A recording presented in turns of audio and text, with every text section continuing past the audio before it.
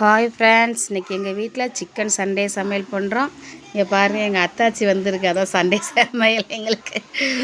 ஆமாம், இன்றைக்கி ஞாயிற்றுக்கிழமை இல்லை, அதனால் சிக்கன் எடுத்து சமைக்க போகிறோம். அது என்னென்ன போடணும்னு காட்டுறேன்.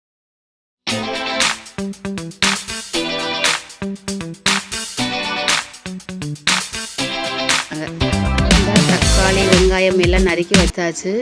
போதுங்களவுக்கு கறி எடுத்து வந்து கறி கொட்டிட்டேன் பாருங்கள். இதான் இன்றைக்கி எடுத்த கறி.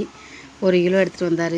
அது நல்லா அலசி நல்லா வச்சு போட்டு அதுக்கப்புறம் பாருங்கள் கவரை தூக்கி எல்லாம் க்ளீன் பண்ணிவிட்டு போட்டப்போ எல்லாமே அடுப்பை சுத்தமாக க்ளீன் பண்ணிவிட்டு சட்டியை கழுவி அடுப்பு பற்ற வைக்கிறேன். பற்ற வச்சுட்டு சட்டியை தூக்கி வைக்கிறேன் பாருங்கள். சட்டி நல்லா வச்சுட்டு காயட்டும், நல்லா காயட்டும். காய்ந்த பின்னாடி எண்ணெய் ஊற்றணும். கறி அதுக்குள்ளே அலசிடுவோம் அப்படின்னு பார்த்தேன். சட்டியில் நல்லா காஞ்சிருச்சு. காஞ்சதுக்கு முன்னாடி எண்ணெய் ஊற்றுறேன் பாருங்கள். போதுமான அளவு ஊற்றிக்கங்க. எனக்கு அளவுக்கு தெரியாமல் நான் ஊற்றினேன். ஸ்பூன் கணக்கெலாம் சொல்லலை, நான் அளவோடு சொல்லியிருக்கேன். பார்த்து ஊற்றிக்கங்க. உங்களுக்கு தேவையான எண்ணெயை ஊற்றுங்க போதும். கறி மசாலா பட்டை இதெல்லாம் எடுத்து வச்சுருக்கேன் பாருங்களேன். ஃபஸ்ட்டு கருவேப்பிலை அதிலே எடுத்து போட்டுருவேன். எல்லாம் போட்டு நல்லா படப்படன்னு கொதிக்கிங்களா. அதுக்கப்புறம் பாருங்கள் வெங்காயம் பட்டை மிளகாய் தான் ஃபஸ்ட்டு போடணும். கறி ரசம் இல்லையா, அதனால் நல்லா வதங்கணும். வதங்கினதுக்கப்புறம் நல்லா கிண்டி விடணும். ஆனால் அந்த வெங்காயம் எல்லாம் எல்லாருக்கும் தெரியும்னு நினைக்கிறேன். இருந்தாலும் நானும் சொல்கிறேன், உப்பு போடணும். போட்டால் நல்லா வதங்குன்னு சொல்லுவாங்க. அதனால் உப்பு போடுறேன் பாருங்கள். உப்பு போட்டு நல்லா வதக்கி விட்டுட்டு நல்லா வதங்கணும். வதங்கினா தான் டேஸ்ட்டு கூடும். அதனால் நல்லா வதங்க விட்டுட்டு அதுக்கப்புறம் இந்த ஜீரகம் மிளகு எல்லாம் ரெடி பண்ணிக்குவோம். சைடு வாக்கில் அப்படின்னு தான் ஜீரகம் மிளகு எல்லாம் தேவைக்கெட்ட எடுத்து வச்சுக்கிட்டு, நீங்கள் ரசத்துக்கு எப்படி வைப்பீங்க அது மாதிரி தான். இப்போ வெங்காயம் நல்லா காஞ்சிருச்சா, அதுக்கப்புறம் தக்காளி ஒரு 10 பச்சை மிளகா, ஒரு 300 கிராம் தக்காளி எல்லாத்தையும் போட்டு 1 ஸ்பூன் மஞ்சள் தூள். ரசத்துக்காண்டி மஞ்சள் தூள் போட்டால் கொஞ்சம் கவுளி கஞ்சி வருவாங்க. அதனால் மஞ்சள் தூள் போட்டிருக்கேன் பாருங்கள். போட்டு மூடி வச்சிட்டேன். நல்லா மூடி வச்சு நல்லா வேகட்டும்னு திறந்துட்டேன் பாருங்கள். பார்த்தா நல்லா வதங்கிடுச்சா. ஆமாம், நல்லா வதங்கிட்டு தக்காளியை கடைஞ்சி நல்லா வதங்கி நல்லா நஞ்சு விட்டுங்க. நச்சு விட்டா தான் நல்லாயிருக்கும். தக்காளி வதங்கினா தான் டேஸ்ட் நல்லாயிருக்கும்பா. அதனால தான் நல்லா தக்காளி வதக்கிட்டு கொஞ்சோண்டு இஞ்சி பூண்டு பேஸ்ட்டு போட மாட்டாங்க, இருந்தாலும் நான் போடுறேன். இஞ்சி பிடிச்சது போடுறேன்னா அப்போ கறி அலசி போட்டாச்சு. கறியை நல்லா அலசி 2-3 அலசுங்க. அலசி போட்டால் நல்லாயிருக்கும். கறி போட்டாச்சு. அதுக்கப்புறம் கறி அலசி போட்டதுக்கப்புறம் சிறிது உப்பு, கொஞ்சோண்டு உப்பு தேவைக்கு போட இஞ்சி சாரை இந்த மிக்ஸி சாரில் போட்டு கழுவி வச்சல அதை ஊற்றிருக்கேன் பாருங்க. நல்லா கிண்டி விடுங்க. கிண்டி விட்டுட்டு நல்லா தட்டை போட்டு மூடி வச்சுருங்க.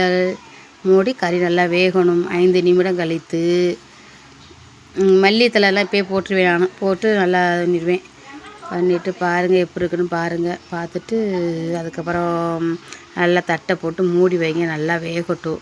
வெந்ததுக்கப்புறம் பார்த்து அதெல்லாம் பார்த்திங்களா ஆவி பறக்குது பாருங்கள். சும்மா சூப்பரு. ஆவி பறக்குதுங்களா. இப்போ எல்லாம் கிண்டி விடுங்க. கிண்டி விட்டுட்டு நல்லா வெந்துருச்சு. சாரை டேஸ்ட்டு பாருங்கள். சூப்பர். எல்லா பெண்களுக்குமே உள்ளது தான். எல்லாருமே டேஸ்ட் பார்ப்பாங்க. அது மாதிரி நானும் கொஞ்சம் டேஸ்ட் பார்த்தேன். நல்லா தான் இருக்குது. அதுக்கப்புறம் நல்லா ஈரல் என் பேத்திக்கு, அதுக்காண்டி என் வீட்டுக்கார சொல்லி வாங்குவார். எப்போ கறினாலும் ஈரல் கண்டிப்பாக வாங்கிடுவார். ஆமாம், நல்லா கொதிக்கட்டும், நல்லா வேகட்டும். இப்போ என்னென்னா நல்லா கொதித்து நல்லா வெந்ததுக்கப்புறம்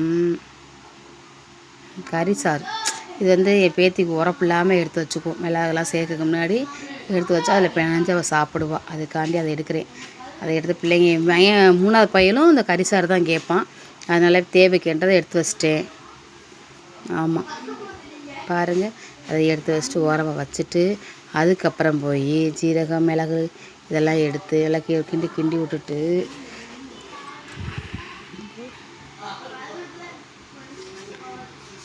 அதுக்கப்புறம் பாருங்கள் ஜீரகம் மிளகெல்லாம் அரைச்சி வச்சல அதை எடுக்க போயிட்டு இப்போ உலை ஊற்றி போட்டுருவோம் அப்படின்னு சொல்லிட்டு 1/2 கிலோ அரிசி எடுத்து உலை ஊற்றி போட்டுருவோம். ஒரு அடுப்பில் சும்மா இருக்குது.